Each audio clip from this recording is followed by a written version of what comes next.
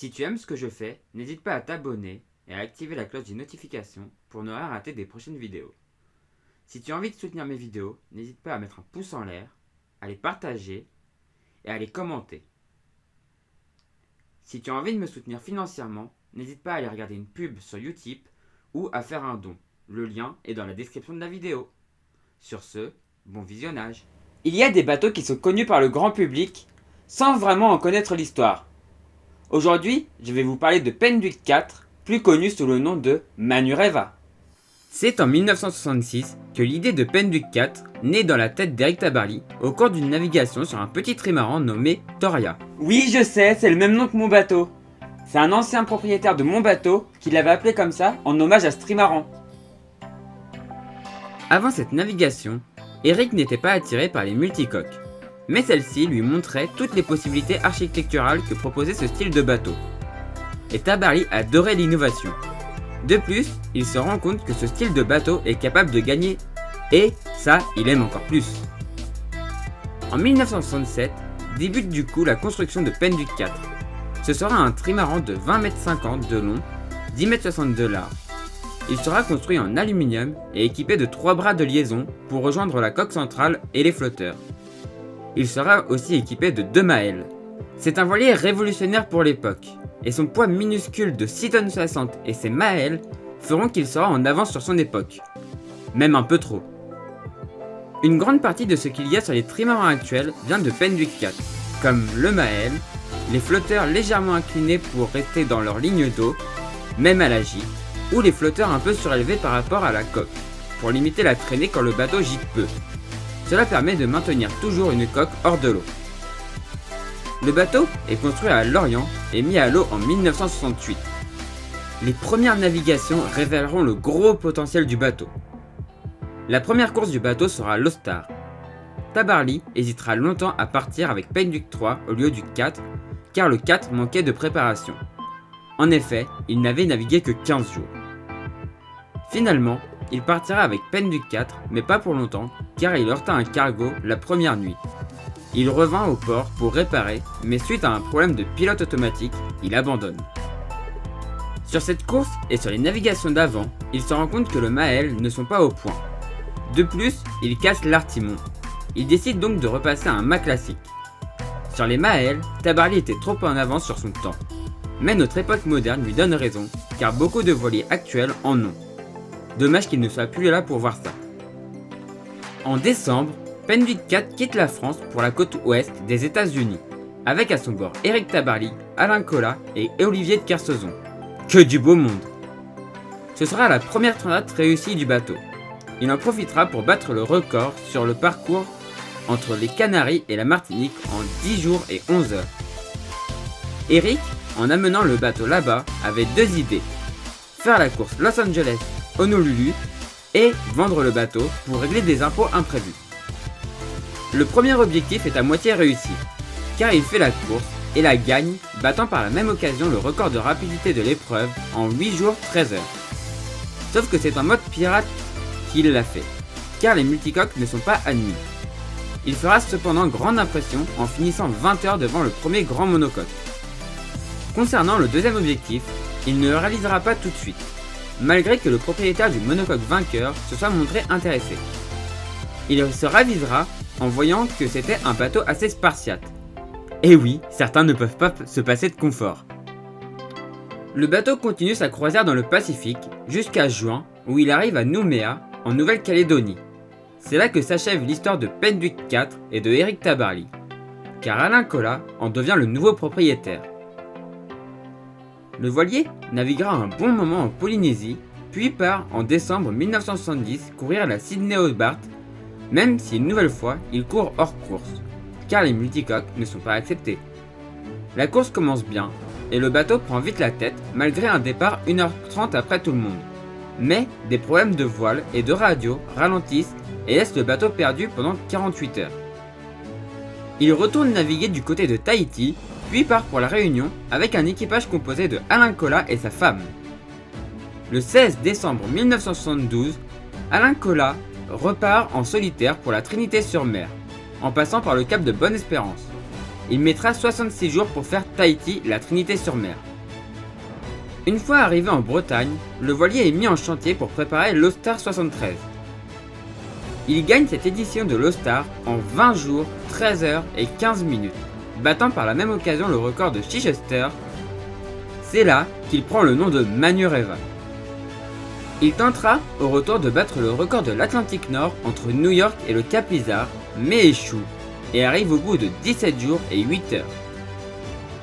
Sur le chemin du retour vers l'Orient, un équipage monte à bord pour réaliser un film. Le bateau est exposé au pied de la Tour Eiffel avant de rentrer en chantier pour se préparer à un énorme défi, un tour du monde en solitaire avec escale, en passant par les redoutables mers du Sud et le Cap Horn. C'est à ce moment que sont apparus les déflecteurs sur les étraves, pour limiter les enfournements. Le bateau adopte aussi une couleur définitive bleu marine. Un quatrième bras de liaison est ajouté à l'avant pour rigidifier le bateau. Les mâts et gréements sont remplacés. Le 8 septembre 1973, Manureva s'élance avec son skipper sur un tour du monde en solitaire au départ de Saint-Malo. Il fera une seule escale à Sydney. Et l'oiseau du voyage revint à Saint-Malo après un magnifique tour du monde en 169 jours. Il aura passé les mers du Sud et le Cap Horn avec brio. Il aura mis 80 jours pour faire Saint-Malo-Sydney et 89 jours pour faire Sydney-Saint-Malo. Après ce tour du monde réussi, il participe au Tour des îles britanniques 1974, qu'il finira 4ème. En 1975, Manureva passa pas loin de faire perdre le pied droit de Alain Colas. En effet, lors d'une arrivée à la Trinité-sur-Mer, la cheville d'Alain Colas se fit prendre dans le bout de l'ancre. Alain refusa l'amputation et put garder ses 2 pieds. L'année 1975 fut très calme, car Alain Colas se préparait à la Transat 1976 en faisant construire un monocoque géant connu sous le nom de Club Méditerranée. C'est Jean-François Colas qui courra sur Manureva. Manureva est donc basé au début de l'année à la Trinité-sur-Mer et sort avec des journalistes à bord. En août, il quitte la Bretagne pour son nouveau port d'attache à Marseille. En 1976, Jean-François Colas s'entraîne pour la Transat, mais il ne prendra finalement pas le départ et Manureva restera à quai. En 1977, les Anglais décident que leur prochaine Transat sera interdite aux voiliers de plus de 60 pieds. Manureva étant plus grand, il ne peut pas la faire. Mais en 1975 est née l'idée d'une transat en solitaire entre la France et la Guadeloupe. Ce sera Saint-Malo-Pointe-à-Pitre. La route du Rhum est née. Cette nouvelle course étant sans limite de taille, Alain Colas décide d'y engager Manureva sur la première édition de 1978. L'année 1977 est du coup consacrée aux entraînements et à la préparation du bateau. Les navigations continuent en 1978 et le bateau est convoyé vers Saint-Malo en septembre pour y subir un chantier, le dernier avant le départ qui se révélera être le tout dernier. Et le 5 novembre, c'est le départ de la première édition de la Route du Rhum. C'est la dernière fois que Manureva et Alain Colas seront vus. Faut se mettre dans le contexte de l'époque. Les courses à l'époque, en fait, c'était vraiment du solitaire, mais la communication c'était le strict minimum, car les moyens de communication étaient très peu développés. Donc en fait, toutes les courses de l'époque, on a très peu d'infos, à part quand les marins reviennent, et en fait, ils nous disent ce qu'ils ont envie de nous dire en fait. Et on sait vraiment peu de choses sur ce qui se passe en mer. Tout ce qu'on sait en fait sur cette route du Rhum 1978, c'est que les marins partis au nord ont affronté des conditions météo relativement compliquées. Le 16 novembre, Alain Colas communique par radio pour la dernière fois, puis silence.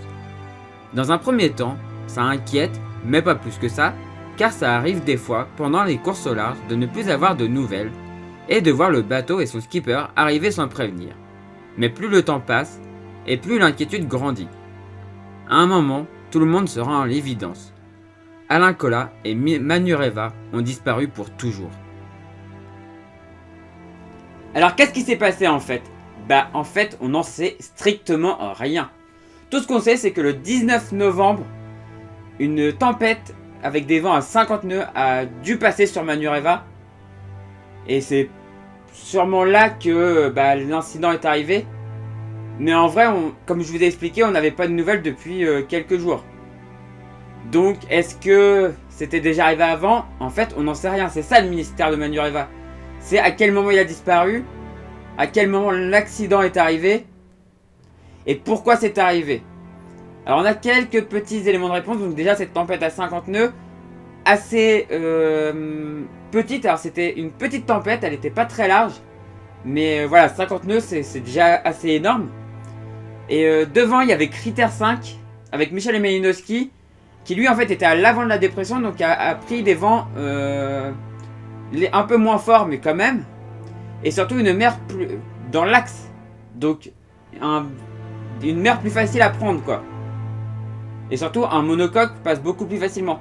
Un multicoque passe beaucoup moins bien dans la mer. Et en plus, Manureva était un peu en arrière de Critère 5, enfin au point qu'on avait eu la dernière communication de Manureva. Le point qu'on avait, on se doutait qu'en fait il était encore derrière Critère 5. Et du coup, bah, plus en arrière, la mer était travers au bateau, avec des vents forts, et on sait que les multicoques, même les multicoques actuels, hein, donc les multicoques de l'époque, c'était encore pire, ont une horreur absolue des mers de travers. Ce qui a fait chavirer certains bateaux, des fois c'était la mer de travers. Alors Manureva a-t-il chaviré? On ne sait pas. On sait que c'était un bateau assez stable, donc chavirer, je pense pas. Par contre, ce qui a pu arriver, on savait que Manureva était sujette aux voies d'eau, donc il a pu tout simplement couler. Il a pu aussi, juste en prenant de l'eau dans un des flotteurs, ça a fait trop de poids et ça a cassé un bras de liaison. Et là, bah du coup, oui, chavirage par la suite. Ça peut être aussi les bras de liaison qui ont juste cassé, et donc bah entraînant le chavirage et le naufrage.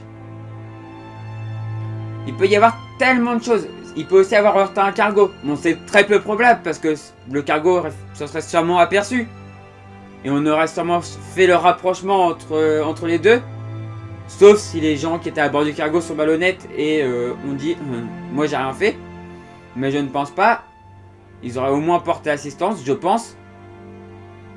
Donc j'y crois pas trop. Certains disent que ça peut être ça, moi j'y crois pas trop. Mais c'est tout le mystère de Manureva. En fait, on ne sait pas ce qui s'est passé. On sait vraiment pas. En 2014, il y a des proches de Alain Colac qui ont révélé que le bateau aussi est en mauvais état. Et que la peinture, en fait, c'est un cache-misère que le bateau est en mauvais état. Est-ce que ça peut expliquer le fait qu'il ait disparu? Est-ce qu'il aurait juste cassé parce qu'il n'était pas en état de faire une route du Rhum? Parce que la route du Rhum était assez exigeante. C'est peut-être ça. C'est peut-être tout simplement ça. Mais comme je vous dis, on ne sait pas du tout ce qui s'est passé. Voilà, c'est le mystère. Et ce sera le mystère, je pense, pour toujours. On ne retrouvera jamais l'épave. C'est techniquement impossible. Je pense que l'épave, s'il en reste un morceau, c'est vraiment plus grand chose. Parce que c'est de l'aluminium dans l'eau, ça a dû bien se dégrader. Donc pour moi, on ne retrouvera jamais rien. Et le mystère restera pour toujours entier. En 1979, on a reparlé de Manureva grâce à une chanson de Alain Chamfort, écrite par Serge Gainsbourg, donc qui se pose la question: où es-tu Manureva? Et bah, comme tout le monde, il ne sait pas.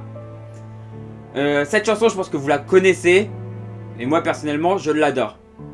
En 2017, on a aussi entendu parler de Manureva, mais cette fois-ci, par des théories un peu loufoques, par laquelle Manureva en fait n'aurait pas coulé, et qui serait en fait dans un pays du Nord, parce qu'on a vu une photo d'un bateau qui ressemblait vraiment étrangement à Manureva. Alors je tiens à vous expliquer quelque chose. Effectivement, c'est un sister ship de Manureva. En fait, c'est un bateau qui a été construit en 1975 sur la base de photos de Manureva. Sauf que déjà, il y a une chose qui ne trompe pas, ce bateau est construit en acier et Manureva a été construit en aluminium. Donc oui, Manureva a bel et bien coulé, mais ce bateau est une réplique. Mais une réplique qui nous rappellera pour toujours Manureva. Voilà, c'est la fin de l'histoire de Manureva. Petite histoire assez courte, une dizaine d'années, qui finit tristement. Malheureusement, c'est des choses qui arrivent. Malheureusement, disparition de marins et de bateaux, ça arrive. Ça fait toujours mal au cœur, c'est toujours super triste, mais c'est comme ça, on connaît les dangers de la mer. Quand on part en mer, on en connaît les dangers. Alain devait les connaître. Tout le monde les connaît. Et on sait qu'il faut s'en méfier. On l'aime, mais on sait qu'il faut s'en méfier. Du coup, si cette vidéo vous a plu, n'hésitez pas à mettre un pouce en l'air, à la commenter et à la partager. Si vous n'êtes toujours pas abonné à la chaîne, n'hésitez pas à vous abonner pour ne rien rater des prochaines vidéos. Et si vous voulez m'aider financièrement, n'hésitez pas à aller faire un petit tour sur YouTube ou Tipeee, les liens sont dans la description de la vidéo. Vous pouvez regarder une publicité ou une vidéo, ça ne vous coûte rien et moi ça m'apporte quelques centimes. Et si vous voulez me faire un don, bah c'est possible aussi sur ces deux plateformes, voilà. Et du coup moi je vous dis à la prochaine pour la prochaine vidéo sur la chaîne Toria. Et du coup ciao tout le monde, ciao ciao ciao.